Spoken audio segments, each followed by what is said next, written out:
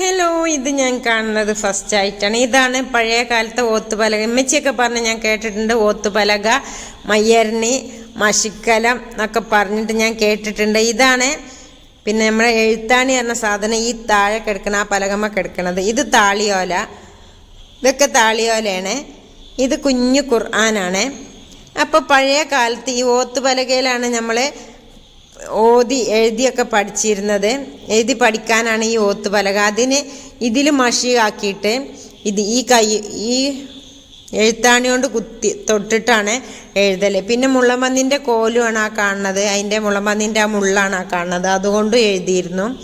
മഷിയിൽ തൊട്ടിട്ട് ഈ പലകയിൽ എഴുതിയിട്ടാണ് പഴയ കാലം പഠിച്ചിരുന്നത്. നമ്മളിപ്പോൾ പഠിച്ചിരുന്ന പോലെ പുസ്തകവും പേനയൊന്നുമില്ല. അങ്ങനെ ഇമ്മച്ചൊക്കെ പറഞ്ഞ് ഞാൻ കേട്ടിട്ടുണ്ട്. ഞാൻ ഈ ഓത്തുപലകയും അയ്യരനെയൊക്കെ കാണുന്നത് ഫസ്റ്റ് ആയിട്ടാണ്. ഒരു ചരിത്ര സൂക്ഷിപ്പുകാരനായ ചക്കര മൊയ്തീൻ എന്ന് പറഞ്ഞ കോട്ടക്കൽ നിവാസിയായ ചക്കര മൊയ്തീൻ ഖാൻ്റെ വീട്ടിൽ നിന്നാണ് ഞാൻ ഇതൊക്കെ കണ്ടത്. മൂപ്പര ശേഖരണത്തിൽ ഇഷ്ടം പോലെ ഇതുപോലത്തെ പഴയ ചരിത്ര സ്മാരകങ്ങൾ, ചരിത്രപരമായ പല കാര്യങ്ങളവിടെ നമുക്ക് പോയാൽ പഠിക്കാണ്ട്. അങ്ങനെ അവിടെ നിന്നാണ് എനിക്കിതൊക്കെ കിട്ടിയത്.